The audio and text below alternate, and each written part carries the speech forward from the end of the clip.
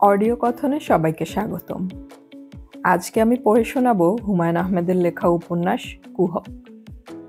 কুহক উপন্যাসটি প্রথমে লেখকের সায়েন্স ফিকশন সমগ্রে অন্তর্ভুক্ত হয়েছিল, কিন্তু পাঠকদের অনুরোধে 1991 সালের বইমেলায় এটি একটি পৃথক উপন্যাস আকারে প্রকাশিত হয়।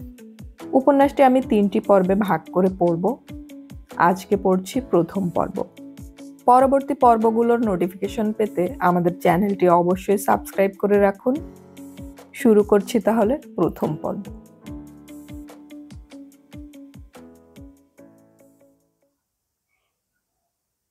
ঘরের বাইরে বড় বড় করে লেখা, রোগীদের বিশ্রাম কক্ষ, নীরবতা কাম্য। 10 ফুট বাই 10 ফুট বর্গাকৃতির ঘর, বেতের এবং প্লাস্টিকের চেয়ারে ঠাসাঠাসি। কাঠের একটা টেবিলে পুরনো ছেঁড়া কিছু সিনেমা পত্রিকা। 13-14 জন রোগী বসে আছে, সবাই নিঃশব্দ। শুধু একজন গঙ্গানির মতো করে শব্দ করছে, বড় বড় নিঃশ্বাস নিচ্ছে। অ্যাসিস্ট্যান্ট জাতীয় এক লোক বিরক্ত গলায় বলল, চুপ করে থাকেন না ভাই, কুকু করছেন কেন? কুকু করলে ব্যথা কমবে? রোগী কাতর গলায় বলল, একটু তাড়াতাড়ি করেন। এর চেয়ে তাড়াতাড়ি সম্ভব হবে না। পছন্দ হলে থাকেন, পছন্দ না হলে চলে যান। অ্যাসিস্ট্যান্টের নাম মাসুদ, বয়স 30, মুখ ভর্তি বসন্তের দাগ, কটকটে হলুদ রঙের একটা শার্ট তার গায়ে। কিছুক্ষণ পর পর সে নাক ঝাড়ছে। তার মূল কাজ এক্স-রে প্লেটে নাম্বার বসিয়ে রোগীদের এক্স-রে রুমে পাঠিয়ে দেয়া। সেই এক কাজের বাইরেও অনেক কাজ করছে। নাম লেখার সময় সব রোগীকেই খানিকক্ষণ ধমকাচ্ছে। রোগীর সঙ্গে এক্স-রে রুমে ঢুকছে, এক্স-রে অপারেটরকে একটা ধমক দিচ্ছে। মজার ব্যাপার হচ্ছে কেউ কোনো প্রতিবাদ করছে না, কারণ সবাই জেনে গেছে এই লোকটির হাতেই ক্ষমতা। এই এক্স-রে ইউনিট আসলে সেই চালাচ্ছে। ডাক্তার একজন আছেন, তিনি চেম্বার বন্ধ করে বসে আছেন। রোগীদের সঙ্গে তার কোনো যোগাযোগ নেই। এক্স-রে প্লেট দেখে একটা রিপোর্ট লিখে দেন। দায়িত্ব বলতে এইটুকুই। আজ ডাক্তার সাহেব সেই দায়িত্বও পালন করছেন না। অল্প বয়স্ক কামিজ পরা একটি মেয়ে ঘন্টা 2 হলো তার কাছে বসে আছে। ডাক্তার সাহেব দরজা বন্ধ করে দিয়েছেন। বন্ধ দরজা ভেদ করে দুবার খিলখিল হাসির শব্দ পাওয়া গেল। মাসুদ সেই হাসির শব্দে মুখ কুঞ্চিত করে বলল, শালার দুনিয়া, প্রেম শুরু হয়ে গেছে। কথাগুলো সে নিচু গলায় বলল না, শব্দ করেই বলল। এতে বোঝা গেল সে কারোর পরোয়া করে না। তার প্রতি রোগীদের যে প্রাথমিক বিরক্তি ছিল তাও খানিকটা কাটল। যে তার মনিবের প্রতি সরাসরি এমন কথা বলে সে অ্যান্টি এস্টাবলিশমেন্টের লোক। সবার সহানুভূতি তার প্রতি।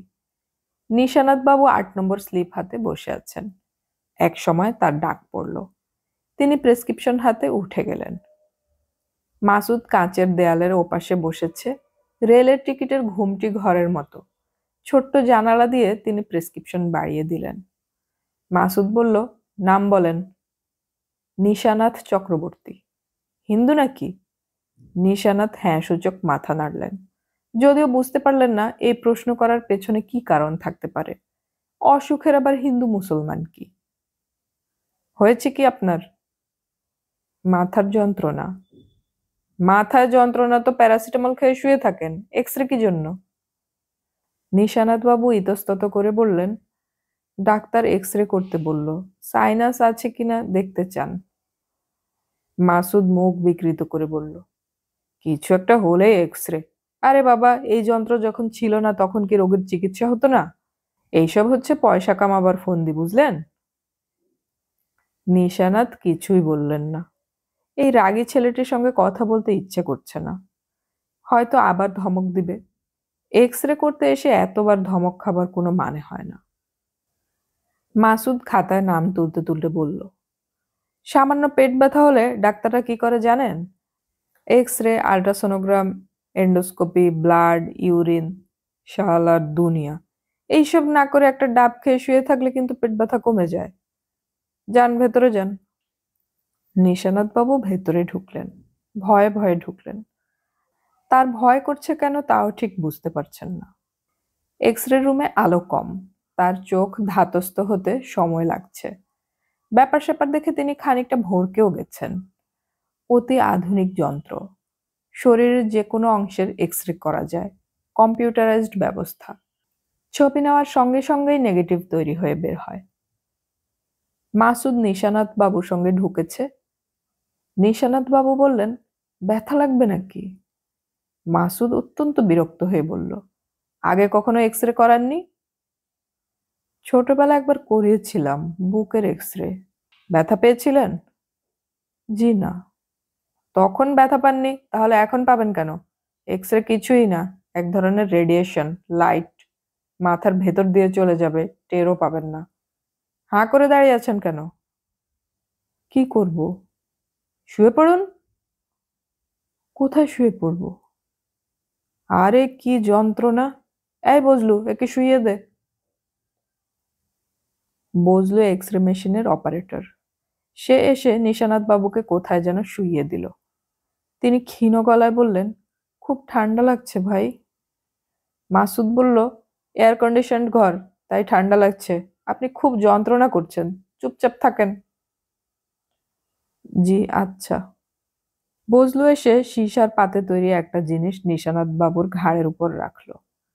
তিনি শুয়েছেন উপুর হয়ে, কিছু দেখতে পাচ্ছেন না, তবে বুঝতে পারছেন ঘর ঘর শব্দ করে ভারী একটা যন্ত্র তার মাথার কাছে চলে আসছে। তিনি সেখান থেকেই বললেন, ভয় লাগছে। মাসুদ কড়া গলায় ধমক দিল, কচি খোকা নাকি আপনি যে ভয় লাগছে? নড়াচড়া করবেন না, চুপচাপ শুয়ে থাকুন। নিঃশ্বাস কি বন্ধ করে রাখবো? যা ইচ্ছা করুন। মাসুদ বজলুর দিকে তাকিয়ে বলল, ঝামেলা শেষ করো তো, একজনকে নিয়ে বসে থাকলে হবে না। বজলু বোতাম টিপল। ছোট্ট একটা অঘটন ঘটল তখন। প্যানেলে একটি লাল বাতি জ্বলে উঠল, যার অর্থ কোথাও কোনো ম্যালফাংশন হয়েছে। বজলুর কোনো ভাবান্তর হলো না, কারণ এই অতি আধুনিক যন্ত্রটি যে কোনো ম্যালফাংশনে আপনা আপনি বন্ধ হয়ে যায়। নির্ধারিত রেডিয়েশনের 1 পিকোরেম বেশি ডোজও যাবার কোনো উপায় নেই। মাসুদ বলল, কি হয়েছে? বজলু বলল, ম্যালফাংশন, আরেকটা প্লেট দিতে হবে। মাসুদ বলল, শালার যন্ত্রণা। ঠিক তখন বজলু অস্ফুট শব্দ করল, কারণ বড় ধরনের কিছু ঝামেলা হয়েছে। মেশিন বন্ধ হয়নি। স্ট্যান্ড বাই বাটনের লাল আলো জ্বলে ওঠেনি। ডিজিটাল মিটারের সংখ্যা দ্রুত পাল্টাচ্ছে। রেডিয়েশন এখনো যাচ্ছে। বজলুর গলা শুকিয়ে গেল, কপালে বিন্দু বিন্দু ঘাম জমল। কত রেডিয়েশন গেল? 250 রেম। কি সর্বনাশ! বুড়ো মানুষটা বেঁচে আছে তো? এরকম হবে কেন? কেন এরকম হবে? এখন কি করা? Bazlu stop button টিপল। যন্ত্রটির সমস্ত কার্যকলাপ এতে বন্ধ হবে। স্টপ বাটন পাওয়ার সাপ্লাই বন্ধ করে দেবে। পাওয়ার থাকবে শুধু মেকানিক্যাল অংশে, রেডিয়েশন ইউনিটে থাকবে না। আশ্চর্য, স্টপ বাটন টেপার পরও রেডিয়েশন বন্ধ হলো না। বজলুর হাত কাঁপতে লাগলো। সে মনে মনে বলল, ইয়া রহমানু, ইয়া রাহিমু। মাসুদ বলল, কি হলো? বজলু বলল, রোগীকে তাড়াতাড়ি সরান, রেডিয়েশন যাচ্ছে। কি বলছো ছাগলের মতো? আল্লাহর কসম। বজলু স্ট্যান্ড বাই বাটন টিপে আবার স্টপ বাটনে চলে গেল। লাভ হলো না। রেডিয়েশন কন্ট্রোল নবে হাত দিল। কিছু একটা করা দরকার।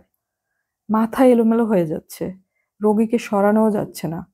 রোগীকে সরাতে হলে রেডিয়েশন সোর্স সরাতে হবে, তাও সরানো যাচ্ছে না। মাসুদ ছুটে গেল ডাক্তার সাহেবের ঘরে। কামিজ পরা মেয়েটি এখনো আছে। সে সম্ভবত মজার কোনো গল্প বলছিল। তার মুখ হাসি হাসি। ডাক্তার সাহেবও হাসছেন। দরজা নক না করে ঢোকা ঠিক হয়নি। মাসুদ গ্রাহ্য করল না। কাঁপা গলায় বলল, তাড়াতাড়ি আসেন স্যার। রেডিওলজিস্ট কাটা কাটা গলায় বললেন, কতবার বলেছি হুট করে ঢুকবে না? আপনি আসেন তো স্যার। কেন? ঝামেলা হয়েছে, বিরাট ঝামেলা। ডাক্তার সাহেব এক্স-রে রুমে ঢুকে দেখলেন সব ঠিকঠাক, মেশিন বন্ধ। রহমান কপালের ঘাম মুছছে। নিশানাত বাবু এখনো শুয়ে আছেন। মাসুদ কানে কানে ডাক্তার সাহেবকে ঘটনাটা বলল। ডাক্তারের মুখ ফ্যাকাশে হয়ে গেল। তিনি বললেন, কত রেডিয়েশন পাস করেছে? বজলু জবাব দিল না, আবার মাথার ঘাম মুছল। তার সারা শরীর ঘামে ভিজে গেছে, প্রচন্ড পিপাসা পেয়েছে। ডাক্তার সাহেব ডিজিটাল মিটারের সংখ্যা দেখলেন, রেডিয়েশনের পরিমাণ দেখে হতভম্ব হয়ে গেলেন। রোগী এরপরেও বেঁচে আছে কি করে? নিশানাথ বাবু বললেন, শেষ হয়েছে? ডাক্তার সাহেব বললেন, জি জি শেষ। শেষ ভাই, আপনি উঠে বসুন। মাসুদ, ওকে উঠিয়ে বসাও। মাসুদকে উঠিয়ে বসাতে হলো না, নিশানাথ বাবু নিজেই উঠে বসলেন। নিচু গলায় বললেন, কোনো ঝামেলা হয়েছে?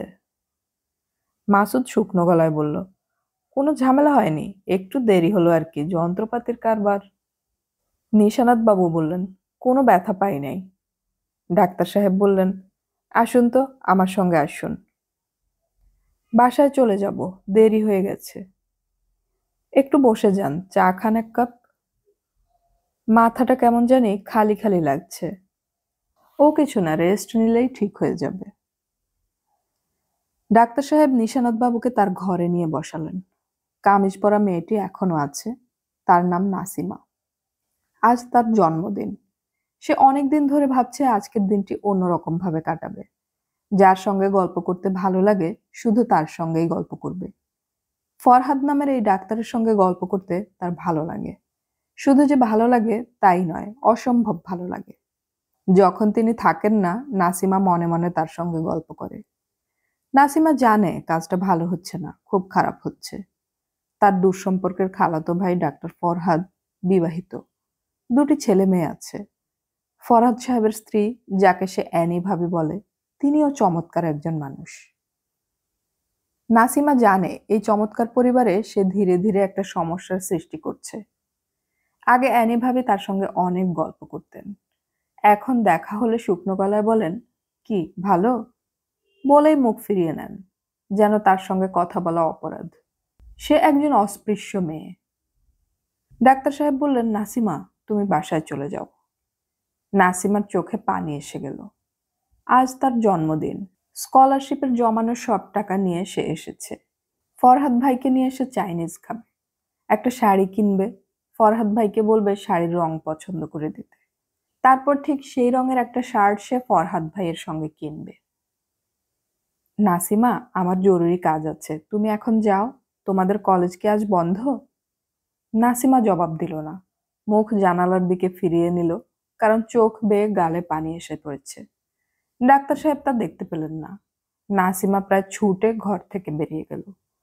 প্রচন্ড ইচ্ছা করছে কোনো একটা চলন্ত ট্রাকের সামনে ঝাঁপিয়ে পড়তে, কিংবা কোনো একটা 10 তলা দালানের ছাদে উঠে সেখান থেকে ঝাঁপ দিতে।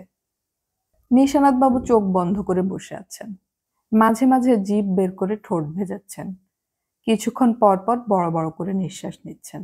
তাকে দেখে মনে হচ্ছে এই মুহূর্তে তার বড় ধরনের কোনো কষ্ট হচ্ছে। ডাক্তার সাহেব বললেন, আপনার নামটা জানা হলো না। নিশানাথ বাবু চমকে চোখ মেলে তাকালেন। মনে হচ্ছে তিনি ডাক্তার সাহেবের প্রশ্ন ঠিক বুঝতে পারছেন না। আমাকে বলছেন? জি। কি বলছেন? আপনার নাম জানতে চাচ্ছিলাম। নিশানাথ, আমার নাম নিশানাথ।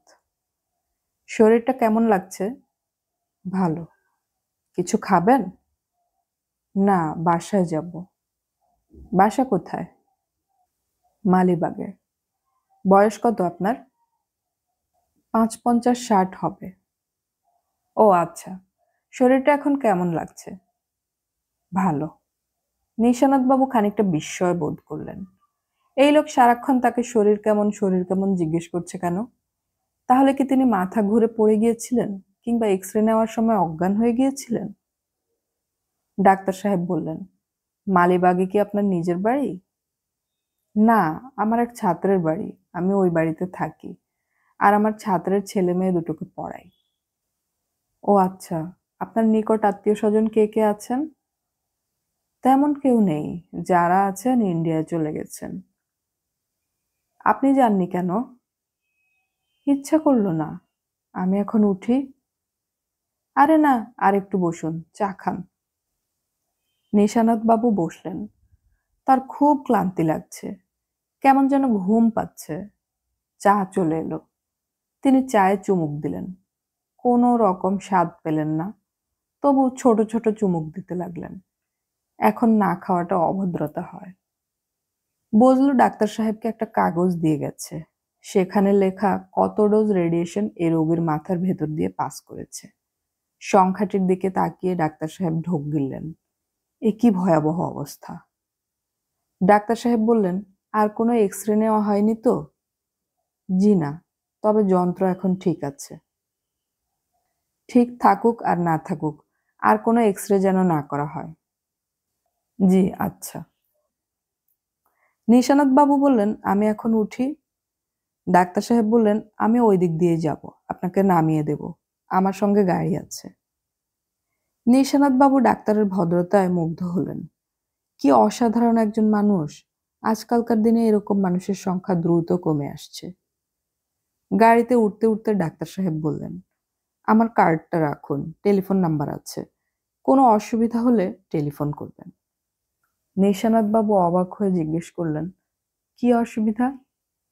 না মানে বয়স হয়েছে তো, এই বয়সে শরীর তো সব সময় খারাপ থাকে, পরিচয় যখন হয়েছে তখন যোগাযোগ রাখা। আপনি শিক্ষিত মানুষ। নিশানাথ বাবুর হৃদয় আনন্দে পূর্ণ হলো। কি অসম্ভব ভদ্র এই ডাক্তার! একে ধন্যবাদের কথা কিছু বলা দরকার, বলতে পারলেন না। শরীরটা খুব ক্লান্ত লাগছে। তিনি গাড়ির পেছনের সিটে বসে ঝিমোতে লাগলেন। বাসায় ফিরে শরীরটা আরো খানিকটা খারাপ হলো। নিজের ঘরে ঢুকে অবেলায় ঘুমিয়ে পড়লেন। ঘুমের মধ্যে একটা অদ্ভুত স্বপ্ন দেখলেন। স্বপ্নটা ঠিক স্পষ্ট নয়, আবার স্পষ্ট। ছোট একটা ঘর, ঘরের একটা মেয়ে একা একা বসে আছে। মেয়েটিকে তিনি আগে কখনো দেখেননি, কিন্তু তিনি তার নাম জানেন। মেয়েটার নাম নাসিমা। সে কলেজে পড়ে। তার আজ জন্মদিন। এরকম খুশির দিনেও তার মন খুব খারাপ। সে খুব কাঁদছে। দীর্ঘ স্বপ্ন, তবে এই স্বপ্নে কোনো কথাবার্তা নেই। এই স্বপ্নের জিনিসগুলি স্থির, কোনো নড়াচড়া নেই, যেন কয়েকটা সাদা কালো ফটোগ্রাফ। আবার ঠিক সাদা কালোও নয়, এক ধরনের রং আছে, সেই রং পরিচিত নয়, ব্যাখ্যা করা সম্ভব নয়। বাড়ির নাম পদ্মপত্র। বিশাল কম্পাউন্ডের ভেতর বাগান বাড়ির মতো বাড়ি। ঢাকা শহরের মাঝখানে জমিদারি সময়কার এক বাড়ি। বাড়ির আদি মালিক ঢাকা বিশ্ববিদ্যালয়ের এক সময়কার রিডার ডক্টর প্রশান্ত মল্লিক। তার খুব গাছপালার শখ ছিল। যেখানে যত বিচিত্র গাছ পেয়েছেন তার সবই এনে লাগিয়েছেন। দিন মানে গাছের কারণে অন্ধকার হয়ে থাকত। লোকজন তখন এই বাড়ির নাম দিল জঙ্গলা বাড়ি। ডক্টর মল্লিকের বৃক্ষপ্রীতি বয়সের সঙ্গে সঙ্গে বাড়তেই লাগলো। তার খানিকটা মস্তিষ্ক বিকৃতির লক্ষণও দেখা দিল। ঘুম হতো না। নিজের তৈরি বাগানে সারা রাত হাঁটতেন এবং গাছের সঙ্গে ল্যাটিন ভাষায় কথা বলতেন। ডক্টর মল্লিক ল্যাটিন ভাষায়ও সুপণ্ডিত ছিলেন। তার মৃত্যুর কিছুদিন পর তার সর্বকনিষ্ঠ কন্যাটিরও মাথা খারাপ হয়ে যায়। বাড়ির নাম তখন হয়ে যায় পাগলা বাড়ি। ডক্টর মল্লিকের স্ত্রী দেশ বিভাগের ৩ বছরের মাথায় বাড়িটি বিক্রি করে তার অপ্রকৃতস্থ কন্যাকে নিয়ে চলে যান জলপাইগুড়ি। এই বাড়ি তারপর ৪ বার হাত বদল হয়ে বর্তমানে আছে মহসিন সাহেবের হাতে। আগের বাড়ির কিছুই নেই, গাছপালার অধিকাংশই কেটে ফেলা হয়েছে। বাড়ির পেছনে জলজ গাছ লাগানোর জন্য একটা ঝিলের মতো ছিল, সেই ঝিল ভরাট করে ৪ কামরার এল প্যাটার্নের ঘর তৈরি করা হয়েছে। ঘরগুলিতে মহসিন সাহেবের ড্রাইভার, মালি এবং দারোয়ান থাকে। বছর ২ ধরে আছেন নিশানাথ বাবু। নিশানাথ বাবু একসময় মহসিন সাহেবেরও প্রাইভেট টিউটর ছিলেন। অঙ্ক করাতেন, খুব যত্ন করেই করাতেন। পড়ানোর ফাঁকে ফাঁকে মজার মজার গল্প করতেন। মহসিন সাহেব শিশু অবস্থায় সেই সব গল্প শুনে মুগ্ধ ও বিস্মিত হতেন। তার সেই বিষয়ের কিছুটা এখনো অবশিষ্ট আছে বলে নিশানাথ বাবুকে যত্ন করে নিজের বাড়িতে এনে রেখেছেন। নিশানাথ বাবুর দায়িত্ব সন্ধ্যার পর মহসিন সাহেবের পুত্র কন্যাকে নিয়ে বসা, পড়া দেখিয়ে দেওয়া। এই দায়িত্ব তিনি নিষ্ঠার সঙ্গে পালন করেন। দায়িত্বের বাইরে যা করেন তা হচ্ছে গাছপালার যত্ন। প্রায় সময়ই মালির সঙ্গে তাকেও নিড়ানিহাতে বাগানে বসে থাকতে দেখা যায়। মহসিন সাহেবের ১ ছেলে ২ মেয়ে। বড় ছেলে ল্যাবরেটরি স্কুলে ক্লাস 6-এ পড়ে। পড়াশোনায় মোটামুটি ধরনের। তবে সুন্দর ছবি আঁকে। দ্বিতীয় সন্তান রাত্রি, পড়ে ভিকারুননিসা স্কুলে ক্লাস 5-এ। এই মেয়েটি অসম্ভব বুদ্ধিমতী, স্মৃতিশক্তিও অসাধারণ। কোনো জিনিস একবার পড়লে দ্বিতীয়বার পড়ার দরকার হয় না। মহসিন সাহেবের তৃতীয় সন্তান আলো, ভাই বোনদের মধ্যে সবচেয়ে রূপবতী। তার দিকে তাকালে চোখ ফিরিয়ে নেওয়া মুশকিল। আলো এবং রাত্রির বয়সের তফাৎ 1 বছর। আলো জন্ম থেকেই মূক ও বধির। এই মেয়েটিকে নিয়ে বাবা মার দুঃখের কোনো সীমা নেই। মহসিন সাহেবের স্ত্রী দীপা মেয়েটিকে সারাক্ষণ চোখে চোখে রাখেন।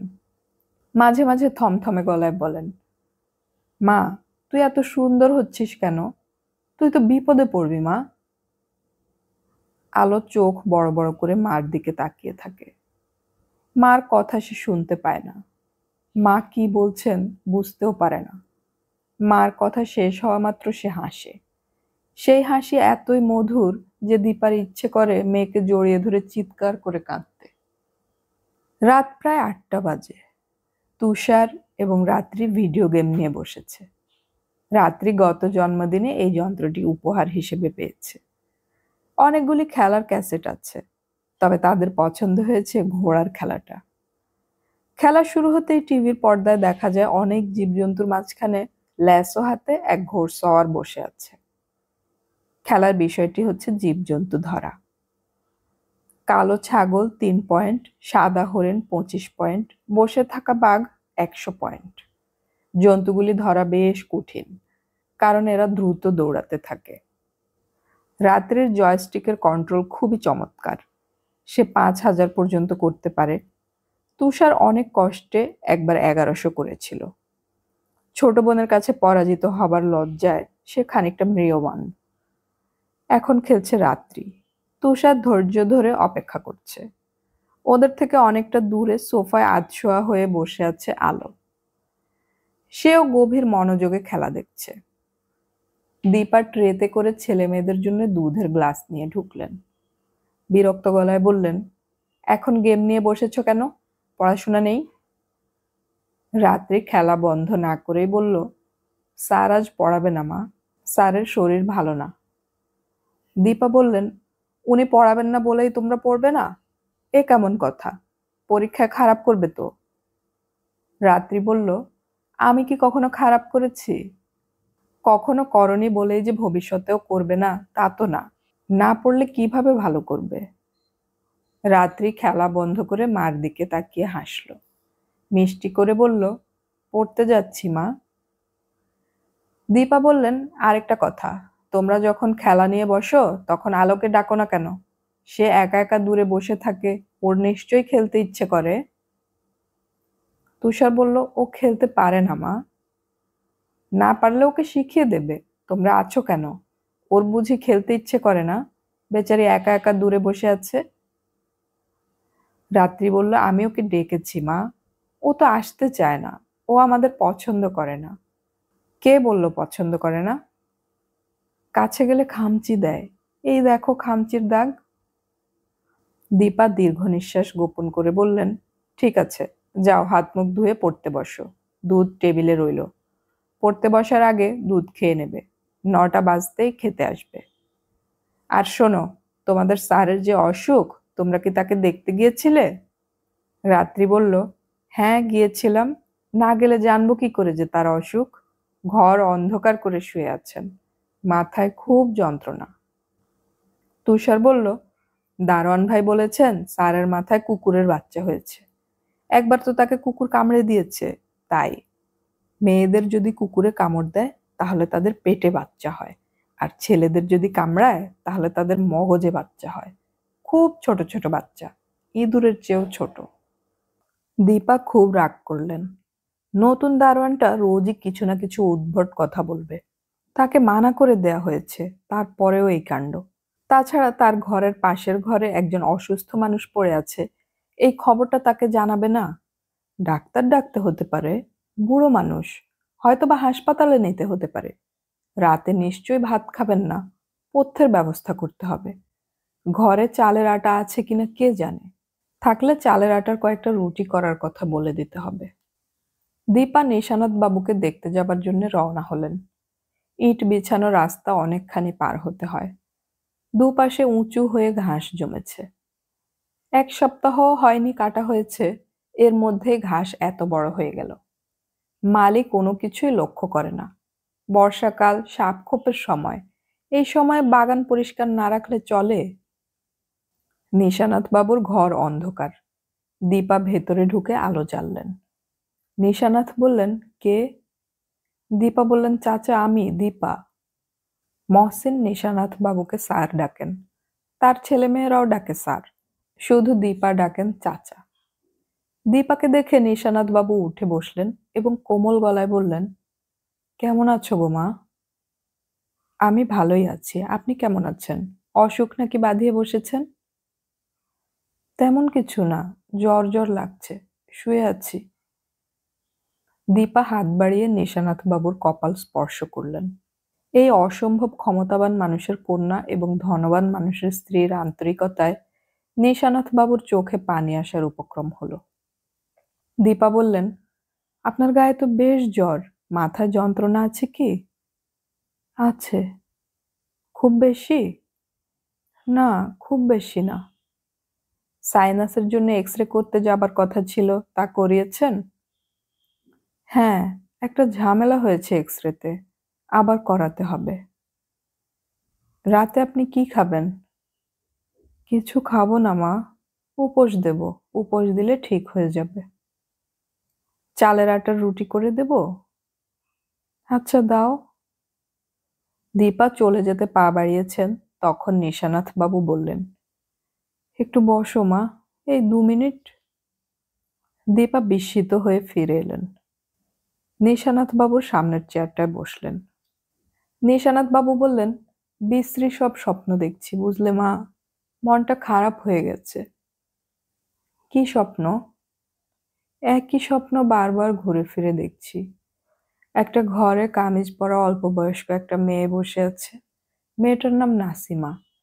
নাসিমার মন খুব খারাপ, অথচ তার মন খুব ভালো থাকার কথা ছিল। সে একটা ট্রাকের সামনে লাফিয়ে পড়ল। অবশ্য নাসিমার কিছু হলো না। আপনি চুপচাপ শুয়ে থাকুন, শরীর দুর্বল, এজন্য স্বপ্ন টপ্ন দেখছেন। নিশানাথ বাবু চুপ করে রইলেন। দীপা বললেন, আপনি কি আর কিছু বলবেন চাচা? না মা। আমি তাহলে যাই, দারোয়ানকে বলে যাচ্ছি সে গেট বন্ধ করবার পর আপনার রুমের সামনে শুয়ে থাকবে। লাগবে না মা, শরীরটা এখন আগের চেয়ে ভালো লাগছে। নিশানাথ বাবু বিছানায় শুয়ে পড়লেন। ক্লান্ত গলায় বললেন, বাতিটা নিভিয়ে দিয়ে যাও মা, আলো চোখে লাগছে। দীপা বাতি নিভিয়ে ঘর থেকে বেরোলেন। তাকে খানিকটা চিন্তিত মনে হলো। নিশানাথ বাবুর স্বপ্নের ব্যাপারটা তার ভালো লাগলো না। মানুষ পাগল হবার আগে একই স্বপ্ন বারবার দেখে। রাতে নিশানাথ বাবুর প্রবল জ্বর এলো। জ্বরের প্রকোপে তিনি থরথর করে কাঁপতে লাগলেন। দারোয়ান তার রুমের বাইরেই ক্যাম্প খাট পেতে শুয়েছে। নিশানাথ বাবু বেশ কয়েকবার ডাকলেন, এই কুদ্দুস, এই এই কুদ্দুস মিয়া। দারোয়ানের ঘুম ভাঙল না। দারোয়ানদের সাধারণত খুব গাঢ় ঘুম হয়। ভোর হবার ঠিক আগে আগে তার জ্বর ছেড়ে গেল। শরীরটাও কেমন ঝরঝরে মনে হলো। সামান্য ক্লান্তির ভাব ছাড়া আর কোনো সমস্যা নেই। তিনি বাগানে বেড়াতে গেলেন। ভোরবেলার এই ভ্রমণ তার কাছে বড়ই আনন্দদায়ক মনে হলো। সূর্য ওঠার পর হাত মুখ ধুতে গিয়ে অবাক হয়ে লক্ষ্য করলেন তার মাথায় একটিও চুল নেই। এক রাত্রিতে মাথার সব চুল উঠে গেছে। কেন এরকম হলো তিনি বুঝতে পারলেন না। কি অদ্ভুত দেখাচ্ছে তাকে। সামান্য চুল মানুষের চেহারা যে এতটা বদলে দিতে পারে, তা তিনি আগে কখনো ভাবেননি। নিজেকে দেখে তার নিজেরই খুব হাসি পেতে লাগলো। তিনি প্রথমে মৃদু স্বরে, তারপর বেশ শব্দ করেই হেসে উঠলেন। তার হাসির শব্দে কৌতূহলী হয়ে কুদ্দুস উঁকি মারল। তার চোখে ভয় মেশানো দৃষ্টি। কুদ্দুস বলল, কি হয়েছে মাস্টার সাহেব? কিছু হয়নি কুদ্দুস, হাসছি। নিশানাথ বাবুর হঠাৎ মনে হলো কুদ্দুস মনে মনে তাকে পাগল বলে ডাকছে। এরকম মনে হলো কেন? তিনি স্পষ্ট শুনলেন কুদ্দুস বলছে, আহা, মানুষটা পাগল হইয়া যাইতাছে। আহারে! কুদ্দুস, জি, তুমি মনে মনে কি ভাবছিলে? কিছু ভাবতাছিলাম না মাস্টার সাহেব। আপনার মাথার চুল বেবাক গেল কই? পড়ে গিয়েছে। আমাকে দেখতে কেমন অদ্ভুত লাগছে, তাই না কুদ্দুস? মনে হচ্ছে আমি একটা ভূত, শেওড়া গাছে থাকি। কুদ্দুস জবাব দিল না। নিশানাথ আবার হাসতে শুরু করলেন। কুদ্দুস চোখ বড় বড় করে তার দিকে তাকিয়ে রইল। তুষার এবং রাত্রির জন্য আজ খুব শুভ দিন। আজ বাবা তাদের স্কুলে নামিয়ে দেবেন। মাসে একদিন মহসিন সাহেব তার ছেলে মেয়েদেরকে স্কুলে নামিয়ে দেন এবং স্কুল থেকে ফেরত আনেন। ফেরত আনার সময় খুব মজা হয়। বাচ্চারা যা চায় তাই তিনি করেন। তুষার যদি বলে বাবা আইসক্রিম খাবো, তাহলে তিনি আইসক্রিম পার্লারের সামনে গাড়ি দাঁড় করান। রাত্রি একবার বলেছিল, সাভার স্মৃতিসৌধ দেখতে ইচ্ছে করছে বাবা। মহসিন সাহেব বলেছেন, চলো যাই, দেখে আসি। তখন ঝমঝম বৃষ্টি হচ্ছে, রাস্তায় পানি। মহসিন সাহেব তার মধ্যেও গাড়ি ঘুরিয়েছিলেন। আজও নিশ্চয়ই এরকম কিছু হবে। রাত্রি ঠিক করে রেখেছে ফেরার পথে সে বাবাকে বলবে গল্পের বই কিনে দিতে। তুষার এখনো কিছু ঠিক করতে পারেনি। কি চাওয়া যায় সে ভেবে পাচ্ছে না। এজন্য তার খুব মন খারাপ। গাড়িতে ওঠার মুহূর্তে মহসিন সাহেব বললেন, আজ স্কুলে না গেলে কেমন হয়? তুষার ভেবে পেল না বাবা ঠাট্টা করছেন না সত্যি সত্যি বলছেন। মহসিন সাহেব বললেন, মাঝে মাঝে স্কুল পালানো ভালো। আমি যখন তুষারের মতো ছিলাম তখন স্কুল পালাতাম। রাত্রি বলল, সত্যি বাবা? সত্যি। স্কুল পালিয়ে কি করতে? মার্বেল খেলতাম। আমাদের সময় সবচেয়ে মজার খেলা ছিল মার্বেল। এখন আর কাউকে খেলতে দেখি না। তোমরা কেউ মার্বেল দেখেছ? না। চলো দোকানে গিয়ে খুঁজবো। যদি পাওয়া যায় তোমাদের জন্য কিনবো। কিভাবে খেলতে হয় শিখিয়ে দেব। আজ সারা দুপুর মার্বেল খেলা হবে। আনন্দে তুষারের বুক কাঁপতে লাগলো। আজ কি ভীষণ সৌভাগ্যের দিন। স্কুলের ইংলিশ গ্রামার শেখা হয়নি। তার জন্য আজ আর বকা খেতে হবে না। রাত্রি অবশ্য তুষারের মতো এত খুশি হলো না। স্কুল তার খুব ভালো লাগে। স্কুলে তার দুজন প্রাণের বন্ধু আছে। তাদের সঙ্গে কথা না বললে রাত্রির ভালোই লাগে না। মহসিন সাহেব বললেন, তোমরা যাও, আলোকে নিয়ে এসো। ব্যাটালিয়ন নিয়ে রওনা হওয়া যাক। তুষার বলল, ও যাবে না বাবা। তুমি তাকে গিয়ে জিজ্ঞেস করো। না জিজ্ঞেস করেই বলছো কেন যাবে না? যেতেও তো পারে। কখনো তো যায় না। যেতেও তো পারে। আমার কাছে নিয়ে এসো, আমি বুঝিয়ে সুঝিয়ে রাজি করাবো। আলো মাকে ছেড়ে কখনো কোথাও যায় না। এই বাড়ির দেয়ালের বাইরে পা ফেলতেই তার আপত্তি। বাধ্য হয়ে যদি কখনো যেতে হয়, চোখ মুখ শক্ত করে রাখে। একটু পর পর চমকে ওঠে। অচেনা কাউকে দেখলে এমন ভাব করে যাতে মনে হয় সে কোনো একটি বিচিত্র কারণে ভয় পাচ্ছে।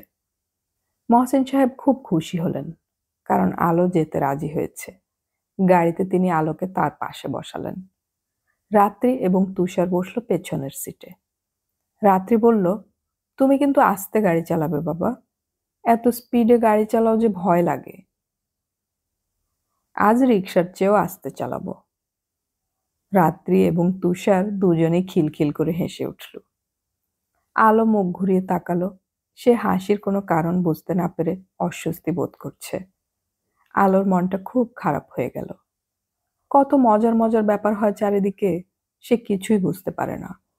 তাকে কেউ বুঝিয়ে দিতেও চেষ্টা করে না। এই দুজন এত হাসছে কেন? আলোর কান্না পেতে লাগলো। সে অবশ্যই কাঁদল না, চোখ মুখ শক্ত করে বসে রইল। মহসিন সাহেব বললেন, আজ আমি এক হাতে গাড়ি চালাবো, সাঁই সাঁই বন বন। রাত্রি বলল, আরেকটা হাত দিয়ে তুমি কি করবে বাবা? আরেকটা হাত আমি আলো মায়ের কোলে ফেলে রাখবো। এই কথায় দুজন আবার হেসে উঠল। আলো এদের হাসি খুশি মুখ গাড়ির ব্যাক ভিউ মিররে দেখতে পাচ্ছে। তার আরো মন খারাপ হয়ে গেল। এরা এত আনন্দ করছে কেন? গাড়ি চলতে শুরু করেছে। মহসিন সাহেব দু হাতে স্টিয়ারিং হুইল ঘোরাচ্ছেন। স্লো স্পিডে তিনি গাড়ি চালাতে পারেন না। দেখতে দেখতে গাড়ি 4th গিয়ারে চলে গেল। তুষার বলল, বাবা। বলো, তুমি কি আজ সকালে স্যারকে দেখেছো বাবা? না, দেখলে তুমি হাসতে হাসতে মরে যেতে। কেন? স্যারের মাথায় একটাও চুল নেই, সব পড়ে গেছে। তাই নাকি? হুম। স্যারকে কি যে অদ্ভুত দেখাচ্ছে। রাত্রি ফিক করে হেসে ফেলেছে। হাসাটা কি উচিত হয়েছে বাবা? মোটেও উচিত হয়নি। আমিও হেসেছি, তবে মনে মনে, কেউ দেখতে পায়নি। তুমি খুবই বুদ্ধিমানের কাজ করেছ। ওর সব চুল পড়ে গেল কেন বাবা? বয়স হয়েছে তো, সেই জন্য পড়ে গেছে। বয়স হলে মাথার চুল পড়ে যায়। কেন পড়ে যায়? মাথার চুল হচ্ছে মাথা ঠান্ডা রাখার জন্য। বুড়ো মানুষদের মাথা ঠান্ডা রাখার দরকার নেই, তাই চুল পড়ে যায়। দাঁত পড়ে যায় কেন বাবা? বুড়ো মানুষদের শক্ত খাবার খাওয়ার প্রয়োজন নেই, এই জন্যেই দাঁত পড়ে যায়। মহসিন সাহেব মিরপুর রোড ধরলেন। তিনি চিড়িয়াখানার দিকে যাচ্ছেন। চিড়িয়াখানা ব্যাপারটা তার কাছে খুব অপছন্দের। আজ যাচ্ছেন ছোট মেয়ের জন্যে। একমাত্র চিড়িয়াখানায় গেলেই আলোর মুখ উজ্জ্বল হয়ে ওঠে। মহসিন সাহেব গাড়ির গতি আরো বাড়িয়ে দিলেন। তিনি লক্ষ্য করেছেন দ্রুত গতি তাকে চিন্তায় সাহায্য করে। যদিও এই মুহূর্তে তেমন কোনো চিন্তা তার মাথায় নেই, অস্পষ্টভাবে নিশানাথ বাবুর কথা তার মনে আসছে। দীপাও আজ সকালে চুল পড়ার কথা বলছিল। লোকটির দিন বোধহয় শেষ হয়ে আসছে। হঠাৎ ভালো মন্দ কিছু হয়ে গেলে সমস্যা হবে। ডেড বডি কি করা হবে? হিন্দুদের দেহ সৎকারের অনেক সমস্যা আছে বলে শুনেছেন। নিশানাথ বাবুর আত্মীয় স্বজন ঢাকায় কেউ আছেন কিনা জিজ্ঞেস করা হয়নি। জানা থাকা দরকার। একজন ডাক্তার নিশানাথ বাবুকে দেখছেন। ডাক্তারের কোনো প্রয়োজন ছিল না, তার শরীর এখন ভালোই লাগছে। তবু দীপা ডাক্তার আনিয়েছেন। এখন দাঁড়িয়েও আছেন ডাক্তারের পাশে। ডাক্তার সাহেব বললেন, আপনার অসুবিধা কি? নিশানাথ বাবু বললেন, তেমন কোনো অসুবিধা নেই। ডাক্তার সাহেব বিস্মিত হয়ে দীপার দিকে তাকালেন। দীপা বললেন, দেখুন না, হঠাৎ করে ওর মাথার চুল সব পড়ে গেল। এটা এমন কিছু না, অন্য কোনো অসুবিধা না থাকলেই হলো। আছে অন্য কোনো সমস্যা? জি না, মাঝে মাঝে খুব মাথায় যন্ত্রণা হয়। এখনো হচ্ছে? জি না। দীপা বললেন, ওনার সাইনাসের সমস্যা আছে। বেশি করে লেবুর শরবত খাবেন। ভিটামিন সি এইসব ক্ষেত্রে খুব উপকারী। ভিটামিন সি কে এখন বলা হচ্ছে মিরাকল ভিটামিন। ডাক্তার সাহেবের বোধহয় বাড়ি যাবার তাড়া আছে, দ্রুত কাজ সারতে চাইছেন। দীপা বললেন, আপনি দয়া করে উনার প্রেশারটা একটু দেখুন। ডাক্তার সাহেব ব্যাগ খুলে অপ্রসন্ন মুখে প্রেশারের যন্ত্রপাতি বের করলেন। প্রেশার মাপার তার কোনো ইচ্ছাই ছিল না। এই ডাক্তার এ বাড়িতে প্রথম এসেছেন। এদের ডাক্তার হচ্ছে দীপার ছোট বোন তৃণা। আজ তৃণাকে পাওয়া যায়নি। তার বোধহয় আবার হাসপাতালে নাইট ডিউটি পড়েছে। আপনার প্রেশার নর্মাল। আপনার বয়সের তুলনায় খুবই নর্মাল। দীপা বললেন, চাচা, আপনার অন্য কোনো সমস্যা থাকলে বলুন। নিশানাথ বাবু বললেন, আমার তো আর কোনো সমস্যা নেই মা। স্বপ্নের কথা বলুন। ডাক্তার সাহেব বললেন, কিসের স্বপ্ন? দীপা বললেন, চাচা কি একটা স্বপ্ন যেন বারবার দেখছেন। বলুন না চাচা, ডাক্তারদের কাছে কিছু গোপন করতে নেই। নিশানাথ বাবু বিব্রত গলায় বললেন, একটা মেয়ে, তার নাম নাসিমা, কামিজ পরা। মেয়েটার মন খুব খারাপ। ডাক্তার সাহেব বিস্মিত হয়ে বললেন, আপনি কি বলছেন কিছুই তো বুঝতে পারছি না। স্বপ্নের কথা বলছি, মানে গুছিয়ে বলতে পারছি না, এলোমেলো হয়ে যাচ্ছে। নিশানাথ বাবু থেমে গেলেন এবং অবাক হয়ে ডাক্তারের দিকে তাকালেন। কারণ কথা বলতে বলতে হঠাৎ তার মনে হলো এই ডাক্তারের নাম মাসুদুর রহমান। ডাক্তার সাহেবের স্ত্রীর নাম ইয়াসমিন। তাদের 3 ছেলে। বড় ছেলে সিঁড়ি দিয়ে নামতে গিয়ে পিছলে পড়ে হাতের একটা হাড় ভেঙে ফেলেছে। হাড়টা ঠিকমতো সেট হয়নি বলে ডাক্তার সাহেব খুব চিন্তিত। নিশানাথ বাবু ভেবে পেলেন না এইসব কথা তার মনে আসছে কেন। তিনি কি পাগল হয়ে যাচ্ছেন নাকি? বোঝাই যাচ্ছে এসব তার কল্পনা। ডাক্তার সাহেবের নাম নিশ্চয়ই মাসুদুর রহমান নয়, তার স্ত্রীর নামও নিশ্চয়ই ইয়াসমিন নয়, অথচ তার কাছে মনে হচ্ছে এটাই সত্যি। এরকম মনে হবার কি মানে থাকতে পারে? ডাক্তার সাহেব বললেন, স্বপ্নের ব্যাপারটা তো শেষ করলেন না। নিশানাথ বাবু বললেন, ওসব কিছু না, বাদ দিন। মাথা গরম হয়েছিল তাই আজে বাজে স্বপ্ন দেখেছি, এখন আর দেখি না। আমি আপনাকে ট্রাঙ্কুলাইজার দিচ্ছি, শোবার সময় একটা করে খাবেন। জি, আচ্ছা। কয়েকদিন বিশ্রাম নিন, ভালো মতো খাওয়া দাওয়া করুন, সব ঠিক হয়ে যাবে। মাথার চুল নিয়ে মোটেও ভাববেন না, নানান কারণে মাথার চুল পড়ে যেতে পারে, এটা কিছুই না। ডাক্তার সাহেব ব্লাড প্রেশারের যন্ত্রপাতি ব্যাগে ভরছেন। নিশানাথ বাবু আচমকা বললেন, ডাক্তার সাহেব, আপনার নাম কি মাসুদুর রহমান? ডাক্তার সাহেব হাসি মুখে বললেন, জি। আপনি কি আমাকে চেনেন? জি, চিনি। আপনার ছেলের হাত জোড়া লেগেছে? লেগেছে, তবে একটু সমস্যা আছে বলে মনে হয়। আপনি কি আমার ছেলেকেও চেনেন নাকি? নিশানাথ বাবু হ্যাঁ সূচক মাথা নাড়লেন। ডাক্তার সাহেব বললেন, ওকে অবশ্যই এ পাড়ার সবাই চেনে, বড় যন্ত্রণা করে। আপনার সঙ্গে কখনো কোনো বেয়াদবি করেনি তো? জি না। কেউ যখন বলে আপনার ছেলেকে চিনি, তখনই একটু বিব্রত বোধ করি। ওই দিন বাসার ছাদ থেকে কার মাথায় যেন পানি ঢেলে দিয়েছে। 11 বছর বয়স, এর মধ্যে কি রকম দুষ্টু বুদ্ধি! আচ্ছা, যাই। ডাক্তার সাহেব চলে যাবার পর নিশানাথবাবু প্রায় 1 ঘন্টা মূর্তির মতো বসে রইলেন। ব্যাপারটা কি হলো তিনি কিছুই বুঝতে পারলেন না। এই 1 ঘন্টায় আরেকটি বিচিত্র ব্যাপার ঘটল। নিশানাথ বাবুর সামনের পাটির 2টি দাঁত পড়ে গেল। তার দাঁতে কোনো সমস্যা নেই, অথচ পাকা ফল যেভাবে পড়ে ঠিক সেইভাবে দাঁত পড়ে গেল। এর মানে কি? কি হচ্ছে এসব? তার ভয় করতে লাগলো।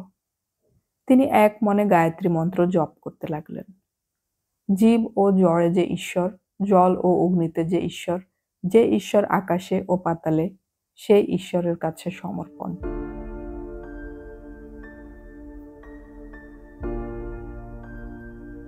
এতক্ষণ আমি পড়ে শোনালাম হুমায়ুন আহমেদের উপন্যাস কুহকের প্রথম পর্ব।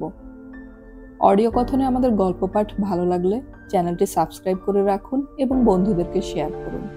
কোনো গল্প পাঠের অনুরোধ থাকলে কমেন্টে অবশ্যই জানাবেন। গল্প পড়ি, গল্প শুনি, বাংলা গল্প ছড়িয়ে পড়ুক সবখানে।